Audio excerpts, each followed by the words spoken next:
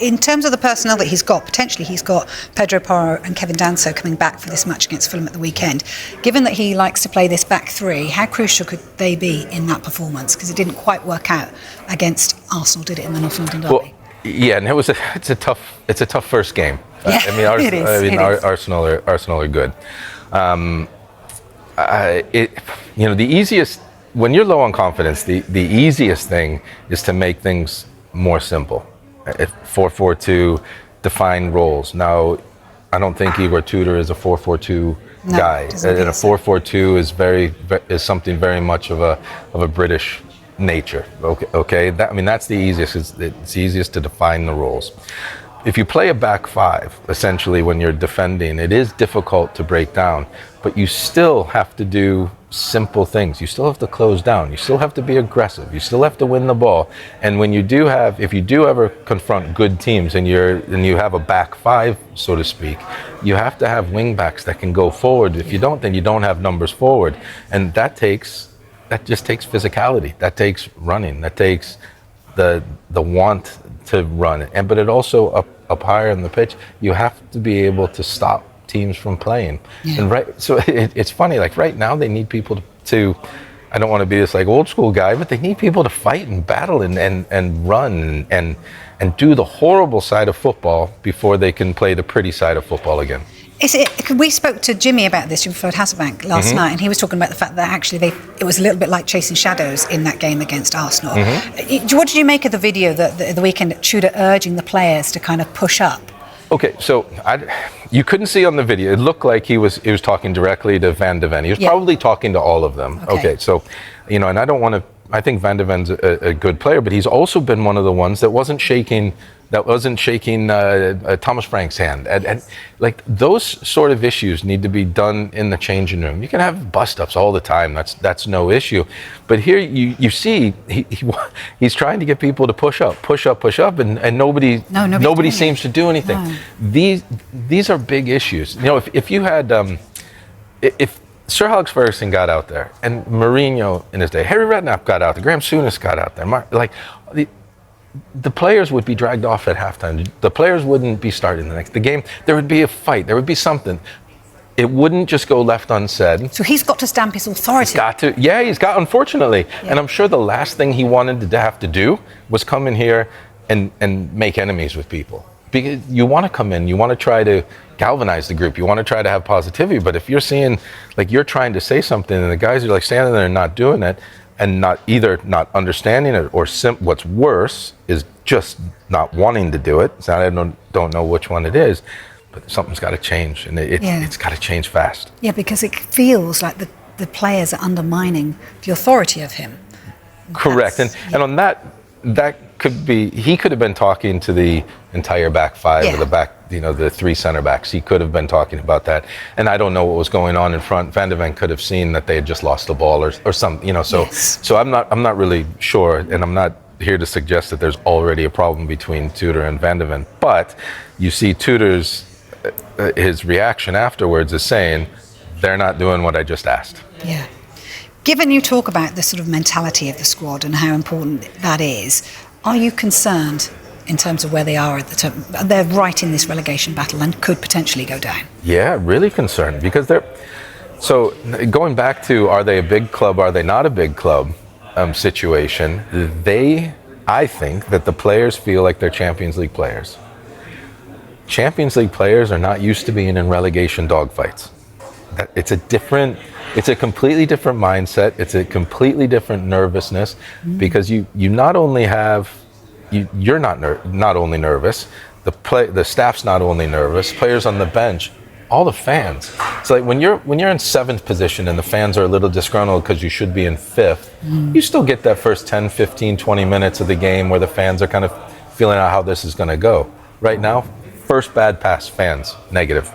And it's a much more difficult environment to play in when you're in a relegation fight than when you're up at the top. Now you get that same kind of feeling. I think if you were an Arsenal or a Liverpool and you're out of the Champions League spots, the fans can get onto you a little bit. But the relegation, that is a different, just a different monster altogether. If we're sat here at the end of the season, have they gone down? Sorry? If we're sat here at the end of the season, have they gone down? Do you think they'll go down? Oh, they could. I mean, the next 3 games are enormous for them. You know, Arsenal was a tough one. I didn't really expect them to get much from the Arsenal game, but I mean, Fulham, Palace, and then you got Liverpool, and then Forest. I mean, look at the next 4. They could know what's happening now. West Ham also have to go on a run. Nottingham Forest also have to go on a run, and Nottingham Forest has been more chaotic than Tottenham's been. You know, so, you know, there is some upside, and I would looking on the positive, I'd much rather have the points on the board that Tottenham have than where West Ham is. Of course, I would rather be in their position. But if you think if they don't get a result, Fulham and Palace, it's going to be close on points. And if they ever get to the point where it's level points or they're one above, that's when they really start feeling the pressure. Yeah. If you could pick, of all your players that you played with at Tottenham yesteryear, to get you out of this hole right now at Spurs, who would it be?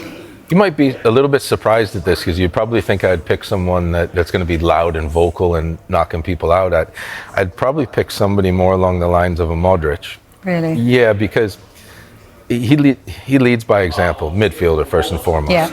Doesn't lose the ball, but he turns up at training, quiet, punctual, professional, doesn't miss training, doesn't get injured, best passer in training, best passer in a game, incredible performances. He is one of the players that the young players would say, I want to be like him. And they would follow him.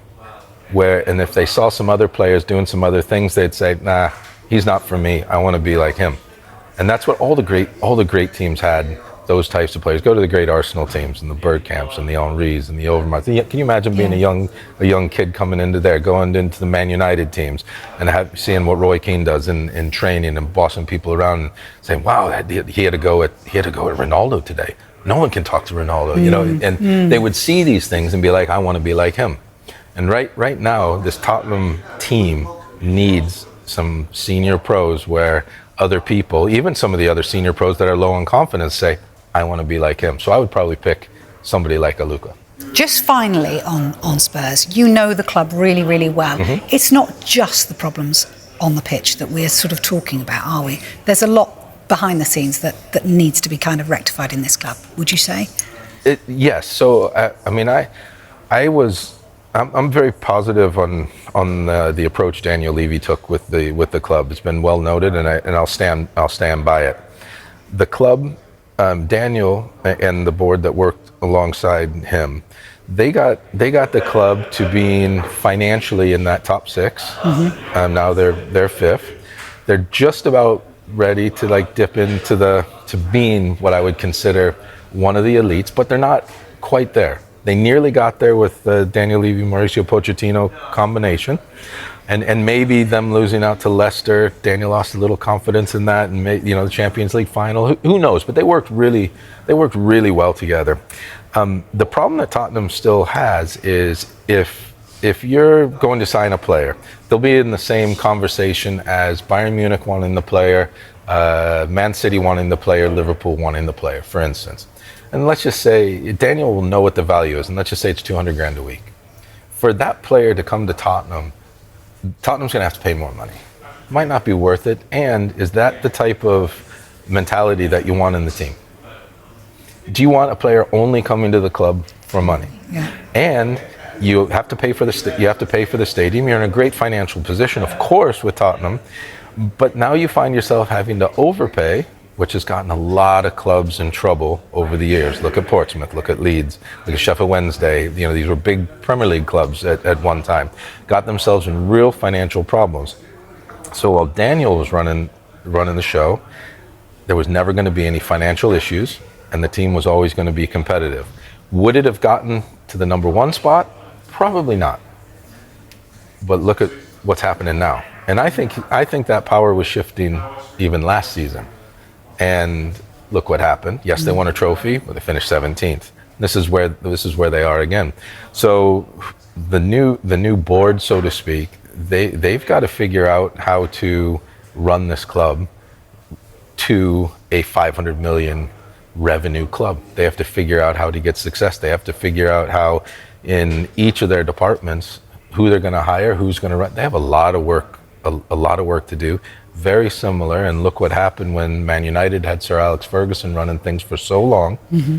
And look at just what happened year after year after year after year when he was gone. Now, it's taken a long time for now Michael Carrick to come in to start getting some results back, but they still have a lot of issues at their club, and they are a monster club. So this Tottenham have a lot to do. Yeah, I would agree with that. Okay, so too are plenty of people, I think. Okay, next up for Tudor and Spurs, it's the trip to Craven Cottage, as we said, on Super Sunday. Live coverage for that one starts at 12:30.